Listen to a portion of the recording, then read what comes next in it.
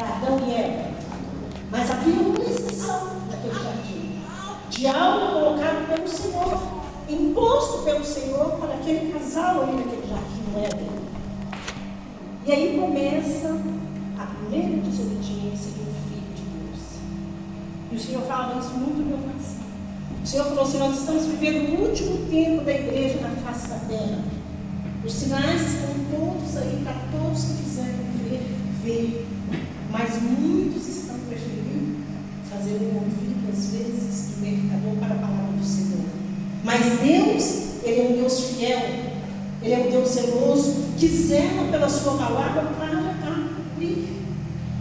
E Ele fala, tudo que está aqui na Escritura, Ele vai cumprir, irmãos. Seja para o nosso bem, ou seja para o nosso mal.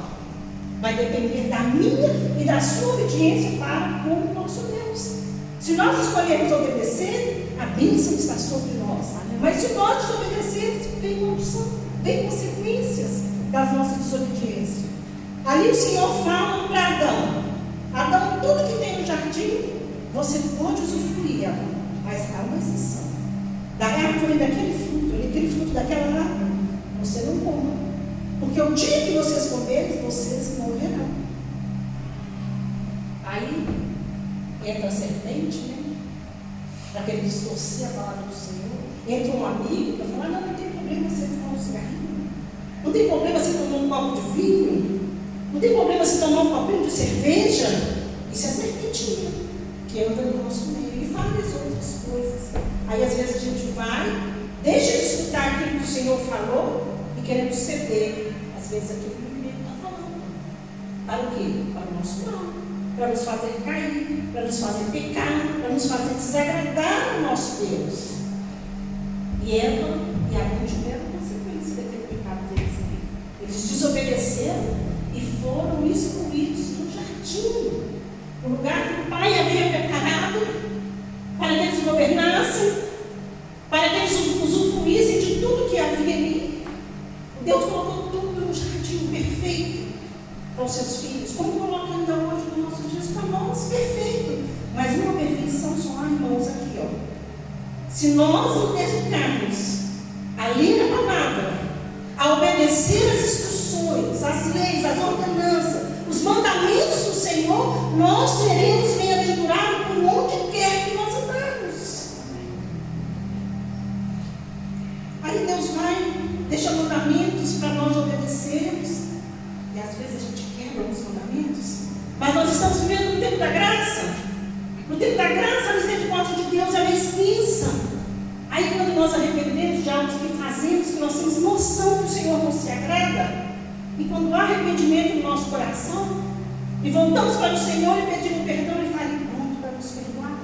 O Senhor fala que aquele que arrepende e deixa o que, irmã? As más práticas, as más condutas, as más conversações. O Senhor nos adverte em sua palavra que nós temos que ser santos em toda a nossa maneira de viver. Aí, irmã, a palavra está muito dura. Aí Jesus, eu falei isso com o Senhor. Eu falei assim: o Senhor quer que eu fale assim? O Senhor falou assim, porque eu falei assim. No sermão da montanha eu falei assim. Havia uma multidão me ouvindo. E conforme eu ministrava, a multidão achou aquela palavra dura demais. E foram indo embora. Alguns que estavam ouvindo foram indo embora. Até o ponto de ficar só os discípulos. Porque quem é filho, ouve a voz do Pai, fica e permanece e quer andar na obediência. Aí os discípulos ficam e o Senhor vira para eles e fala assim: vocês também não querem ir embora? Aí os discípulos viram para Jesus e falam assim: Senhor, mas para onde iremos? Se só o Senhor tem palavras de vida eterna. Às vezes a palavra do Senhor vai ser dura para conosco. Porque qual pai que não corrige o filho que ama? Qual pai que não corrige o seu filho para o seu bem? Eu vou contar uma testemunha de algo que Deus colocou no meu coração. Está aqui o José, meu marido, essa bênção. Foi uma promessa que o Senhor me fez em 2006 aqui em Portugal. O Senhor falou assim: eu vou te dar um marido, que será o príncipe da minha casa. Aqui, irmãos. E eu vou contar porque ele é o príncipe do Senhor, e nós entendemos o testemunho que eu vou falar, que eu vou dar aqui. Nós estamos vivendo um século onde a família, Deus se importa muito com a família. E as famílias estão se desfazendo a todo tempo. Filhos sofrendo no meio de separações, de divórcios, coisa que Deus não é instituição de Deus, divórcio, Deus detesta e abomina, mas ainda assim não responde, né? Quando um trai, o marido trai, quando a esposa trai, mas não responde Deus para se separar, apesar que Deus detesta. Mas nós temos que permanecer só no Senhor, enquanto o nosso cônjuge que a gente casou e separou foi vivo, nós temos que ficar só servindo ao Senhor. Porque a palavra de Deus em Romanos 7 diz que se nós casarmos de novo, contrairmos um novo casamento, como o nosso primeiro cônjuge estando vivo, nós estamos em adultério. Isso é muito sério, irmãos. Eu vejo hoje pastores em terceiro casamento, pastor Margarete, em segundos casamentos, líderes de frente de igreja. O Senhor disse que pastores, para ser pastor, só pode ser marido de uma única mulher. Obreiros da casa do Senhor só pode ser marido de uma só mulher, não pode ser dado ao vinho, tem que ter boa conduta, bom caráter. Tudo Deus ensina. Aí você vai no ministério hoje, onde os pastores da igreja estão em segundo casamento, terceiro casamento. E como com que autoridade você vai falar para famílias? Se o seu filho destruído, não é o caso dessa igreja, para a glória do Senhor, mas existe, irmãos, isso é verídico. E quando Deus falou comigo assim, você não vai falar de ninguém, mas você vai falar de você. Eu falei assim, amém, Senhor. Eu nunca contei esse testemunho em lugar nenhum, mas o Senhor falou hoje, enfaticamente, fale sobre isso na minha igreja. Talvez não seja para quem está aqui, alguém que vai ver pela internet, por uma transmissão, mas o Senhor quer falar conosco sobre obediência. Nós obedecemos a sua palavra. Porque está aqui, irmãos. Aí você me pergunta, mas o que eu tenho obedecido a palavra do Senhor? Tudo que está aqui dentro. Por causa de um único pecado de Adão e Eva, eles foram tirados do jardim. Ai, Senhor, mas eu fiz tudo certinho, tudo certinho, tudo certinho. Então nós temos que nos atentar para procurar nos andar sempre o mais possível na presença do Senhor. Porque o único pecado tirou Adão e Eva do jardim que era para eles. Aí você fala assim, não, mas Deus nos castigou severamente. Não, porque Deus quer ser amado. E o exemplo de Adão e Eva, no princípio, é para que nós saibamos que o nosso Deus corrige-nos. Que vai haver consequências dos nossos erros. Filhos sofrem, maridos sofrem, esposas sofrem por causa da desobediência. Agora eu vou contar o testemunho para os irmãos entenderem por que eu falei tudo isso. Quando Deus me fez a promessa que eu iria casar, eu sou para casar, construir famílias, uma família, ter filhos, que eu ainda não tenho, mas tenho a promessa do Senhor. Em 2006, Deus me fez uma promessa. Eu estava dentro do meu quarto, o Senhor falou literalmente comigo. Eu vivia a vida de jejum e oração na presença do Senhor, buscando a Deus e pedindo a Deus uma família. Mas que fosse uma família no coração do Senhor, que Deus preparasse um marido, que servisse ao Senhor. Eu não queria uma pessoa do mundo, eu queria uma pessoa que andar comigo na presença do Senhor. E ali comecei a orar. E quando foi em 2008, eu morava em Cascais, congregava lá em uma igreja, e veio um pastor a ministrar naquela igreja. E ele era um pastor itinerante, e ele vinha, de quando em quando ele vinha à igreja ministrar. E ele havia dito que ele era solteiro. E ali veio algo ao meu coração para orar por ele, mas algo de mim, não foi do Senhor. Foi algo que eu quis orar.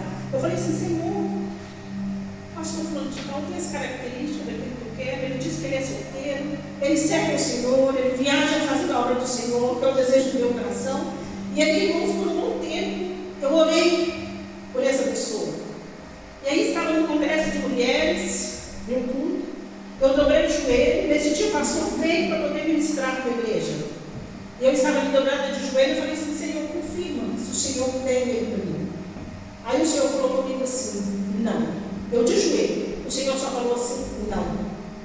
Aí eu falei, Senhor, mas por que não? Passaram-se 4 anos. A irmã Helene, por 4 anos, orou ao Senhor. E perguntando a Deus o porquê do não. Mas ainda assim, achou que era coisa da minha cabeça, que Deus ainda podia ceder e dizer um sim. Só que o sim de Deus é sim e o não de Deus é não. Se Deus falar sim, sim, sim, sim, se ele falar não, não, não, não. E isso tem a ver com o casamento também. Se você for ler na Bíblia, você vai ver. Ou pode ou não pode. E aí, o Senhor falou não. E eu fiquei naquela indagação por muito tempo, porque eu não sabia por que o Senhor tinha dito não. Eu falei, Senhor, não tem impedimento nenhum. Ele disse que é solteiro. Não tem nada. E aí, eu vim morar em Figueiró dos Vinhos. Tinha o pastor Fernando Assembleia de Deus. E eu já congregava com ele há 2 anos. Aí o pastor Fernando chegou para mim e falou assim: Mãe, a Mãe já está com 36 anos de idade. Aí não acha que ela deve casar? Desse jeito para mim, mas eu tinha muita liberdade, a gente era muito amigos mesmo. E ele tinha uma preocupação, um carinho muito grande comigo, tanto o pastor Fernando quanto a pastora Vanessa. E eu frequentava a casa deles, pastor Margarete estava lá com eles no final de semana e falou assim: Mãe, nós não temos um marido para irmão, aí vai ter que casar. Eu falei: pastor, eu já tenho uma pessoa. Eu estou orando já faz 6 anos. Aí o pastor falou comigo assim, mas uma semana antes disso, Deus falou comigo assim: Mãe, eu vou desenrolar o ouro. E eu fiquei orando sem saber o que era o ouro que Deus queria me desenrolar. E fui para a casa do pastor Fernando. No final de semana ele estava lá, ele me fez essa pergunta. Eu falei: pastor, eu oro por uma pessoa já tem 6 anos. Só que ainda não está nada concretizado. Ele nem ele sabe, só eu sei, só eu oro. Ele falou: como é que é isso, Milana? Aí eu falei assim: pastor, já tem um tempão. E assim, eu tenho uma dúvida, porque o Senhor falou comigo há 6 anos atrás que não. Mas eu achei que fosse coisa da minha cabeça. Aí ele falou assim: minha mãe, me fala quem é a pessoa. Aí eu falei assim: olha, pastor, o nome dele é esse, ele mora no estado do Brasil. Nesse estado, ele falou assim: eu tenho um amigo nesse estado e nessa cidade. Eu vou ligar para ele agora. Ele também é bastante itinerante. E eu vou querer saber direitinho sobre esse pastor, para mim dizer se você vai continuar orando comigo ou não. E ele falou assim: é hoje que isso vai se desenrolar. Aí na hora que ele falou: é hoje que isso vai se desenrolar, eu lembrei que Deus havia falado comigo, que ele ia desenrolar algo naquela semana. E aí o pastor ligou, o escravo dele, que também era pastor no Brasil. Ele falou assim: olha, me dá as características desse pastor, como ele é, a vida dele, se ele já foi casado, se ele é solteiro, se ele realmente é solteiro, porque ele falou que é solteiro. Aí o amigo dele falou assim: olha, por acaso eu conheço o pastor, é meu amigo próximo, e ele está separado já há quase 4 anos. Separou da esposa dele. Na hora que ele falou que ele era separado, caiu assim um balde de água sobre a mãe. Porque assim, a gente fala sobre casamentos, zelar sobre famílias, e para mim eu acredito que está na Bíblia. Uma pessoa para se separar e casar de novo, ela tem que estar viúva ou solteira. Porque se casar, contrair um novo matrimônio, tendo divorciado, ela está em terra. Ou ele está em terra. Aí na hora eu perdi aquela. Eu falei: não, Senhor. Então, mas não porque o pastor Fernando falou, mas porque Deus revelou o porquê do não. Deus falou comigo assim: Elaine, é não.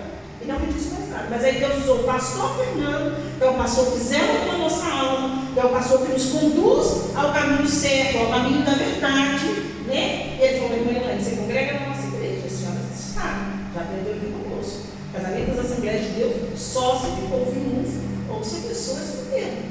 Do contrário, nós é que não fazemos. E eu falei: pastor, e é dessa forma que eu creio. E a partir de hoje eu não oro mais com o pastor. Aí, passado pouco tempo, né, José se converteu e foi batizado, foi liberto para a glória do Senhor. E passado mais ou menos 8 meses, o pastor Fernando, numa brincadeira, brinca comigo, com ele. Aí desperta o amor no coração de José e José me pede em namoro, né? E para a glória do Senhor, eu sou casada hoje com José. E eu louvo a Deus, né? Pelo não do Senhor. Às vezes tem coisas que o Senhor vai nos falar não e nós não entendemos na hora. Porque na hora eu não entendi o porquê do não do Senhor. Porque o Deus, ele se preocupa conosco. Ele quer o melhor para nós. Não que o pastor fosse uma má pessoa, um mau caráter. Não, muito pelo contrário. É uma boa pessoa. Só que dentro dos mandamentos do Senhor, ele não se enquadrava para casar comigo. Ele tinha que contar para a esposa dele. Ou então ficar só fazendo a obra do Senhor, como ele faz. Né? E é assim que o Senhor dirigiu a minha vida, essa situação acerca de casamento. E o Senhor falou hoje à tarde comigo, pastor Margarete. O Senhor falou assim: fale sobre isso à igreja. E para não ficar só nas minhas palavras, Deus mandou eu ler em Apocalipse 3.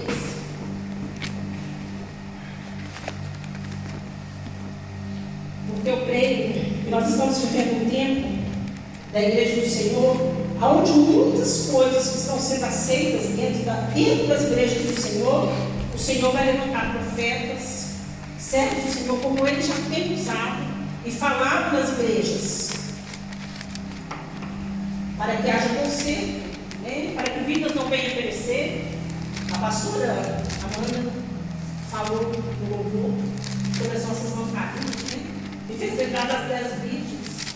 O Senhor fala das 5 prudentes, né? E das 5 loucas. O Senhor fala que elas todas foram se apresentar diante do Senhor. 5 entraram, mas 5 não conseguiram entrar. Mas batiam na porta para o noivo abrir, e o noivo vira para ela e fala assim: olha, eu não vos conheço. Mas se achavam noivas, se achavam crentes, achavam que ela está fazendo tudo certinho na igreja. E o Senhor me lembrou mais, pastor Macaé. O Senhor falou assim: olha, muitos vão chegar diante de mim naquele dia e vão dizer: Senhor, mas em teu nome nós curamos, em teu nome, Senhor, nós expulsamos o demônio. Crentes, irmãos, crentes que acham que são crentes, mas praticando iniquidade, praticando adultério, praticando promiscuidade e tantas outras atrocidades. Por causa de quê? Desobediência à palavra do Senhor. Mas estão achando que naquele grande dia diante do Senhor vai estar tudo correto. O Senhor vai falar: não, vinde bendito do meu filho e entrai para o gozo eterno. Ou o Senhor vai dizer: vou apartar-vos de mim, que eu não vos conheço. E isso é muito sério. É muito sério falar sobre essas coisas na igreja. Às vezes eu sou muito taxada, pastora Macaete, mas o Senhor falou comigo assim, sobre casamento. O Senhor falou assim: olha, fale, quer ouçam, quer deixem de ouvir, porque de você eu não vou cobrar. Eu congregava em Cascais, numa igreja, e tinha um casal de amigos que frequentava a minha casa. Eu na casa deles, eles na minha casa. E aquele casal vivia tempos inteiros e muitas lutas. Eles já tinham um filho. E eu, num certo dia, orava muito por eles e falava assim: o que está de errado na vida desse casal? Tanta luta, tanto problema, tanta situação, o que é, Senhor? Aí um dia eu orando, eu fiquei 2 dias na cama por causa de uma dor horrível na coluna. No terceiro dia, Deus falou comigo assim: estou eu te dando uma revelação.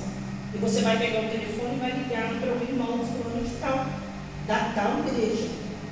E vai dizer para ele assim, que se ele morrer na situação que ele se encontra, não é céu, é inferno. Eu falei: Senhor, eu não vou falar. Isso é coisa muito séria para falar. Eu não vou falar. O Senhor falou assim: fale. Se você não falar, você não levanta dessa cama. 4 dias assim, com a cama, que minha coluna fez um S. Quando eu não aguentava mais de dores, eu falei assim: tá bom, Senhor, eu vou ligar e vou falar para o irmão. Liguei para o irmão e falei: irmão, eu não sei nada passar para o irmão, mas o Senhor traz gradadamente no meu coração que o Senhor tem que fazer um conserto no Brasil, o Senhor tem que voltar, arrepender do pecado do Senhor. Era a área do seu casamento, o Senhor tem que voltar e consertar. Se o Senhor não consertar, o Senhor falou que se o Senhor morrer na situação que o Senhor está, não é céu, é inferno. Ele já estava casado há 10 anos e tinha um filho de 3 anos de idade. É fácil falar sobre isso, mas o nosso compromisso é com a palavra do Senhor. Se nós nos calarmos, o Senhor diz que as pedras vão falar, mas nós temos que falar, porque o Senhor já não foi nós, servos e ministros do Senhor, para falar não o que nós queremos, mas aquilo que o Senhor quer que seja falado. E aí eu falei com o irmão, irmão, o Senhor falou dessa forma para mim. Aí o irmão falou comigo assim: mãe, eu vou te falar o que aconteceu, porque eu sei que é o Senhor que está fazendo, só que eu não sei o que fazer. E a gente tinha muita proximidade, que eles eram de dentro da minha casa. Frequentava a minha casa, eu frequentava a casa deles. Só que eu não sabia que ele tinha deixado a esposa no Brasil e fiquei casado com uma irmã que era viúva.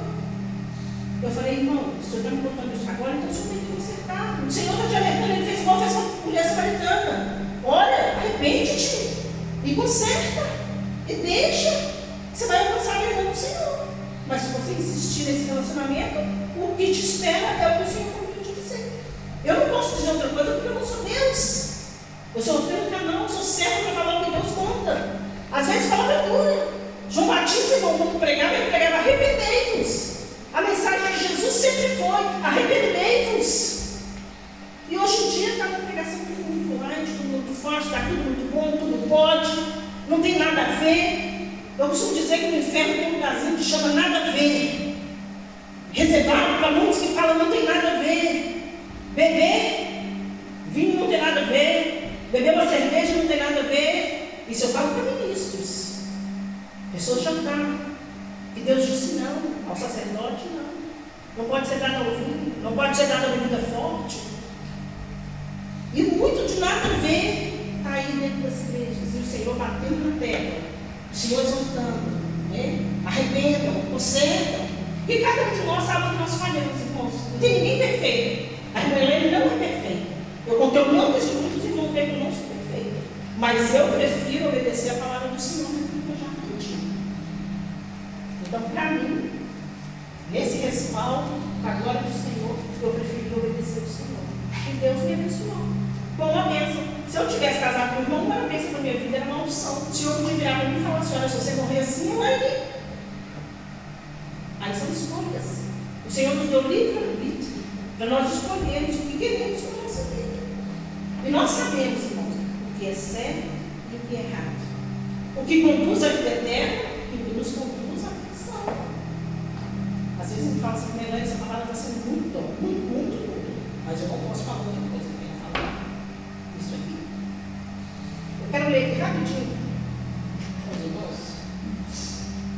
Porque Deus falou comigo há 15 dias atrás que vai haver um reboliço em toda a terra. Que Deus vai visitar todos os altares dele na face da terra, trazendo conserto, porque o Senhor não quer que ninguém se perca dos dele. Mas muitos que estão na casa dele e nos altares do Senhor têm que se consertar diante do Senhor e se arrepender. Servos e ministros do Senhor. E eu falo isso com muito temor e tremor, porque eu sei também que tem coisas na minha vida que eu tenho que consertar. Meu marido tem, cada um de nós temos. E Deus, Ele fala conosco e nos mostra as áreas onde nós precisamos de conserto. Eu quero falar aqui rapidinho, só ler 3 versículos aqui, no livro de Apocalipse 1, que fala sobre João. Quando João foi preso,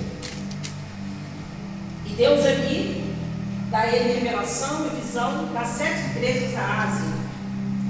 E Deus ali dá revelação para João do que se passava nessas 7 igrejas, daquilo que agradava ao coração dele e daquilo que desagradava ao coração do Senhor. E Deus ali trazia exortação, primeiramente para o anjo da igreja, porque é o anjo da igreja que conduz as suas ovelhas, o seu rebanho, à obediência ao Senhor. E ali João recebe, né? Vamos ler aqui. E eu, João, também sou vosso irmão e companheiro na aflição, e no reino, e na paciência de Jesus Cristo. Estava na ilha chamada Patmos, por causa da palavra de Deus e pelo testemunho de Jesus Cristo. Eu fui arrebatado em espírito no dia do Senhor, e ouvi de trás de mim uma grande voz como de trombeta, que dizia: o que vês? Escreve um livro e envia-o às 7 igrejas que estão na Ásia, e Éfeso e Esmirna, e a Pérgamo, e a Tiatira, e a Sardes, e a Filadélfia, e a Laodiceia.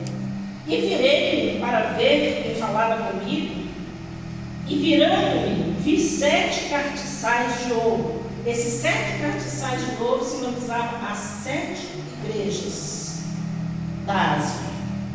Aí aqui no capítulo 20, diz assim: o mistério das 7 estrelas que viste na minha destra e dos 7 castiçais de ouro que está.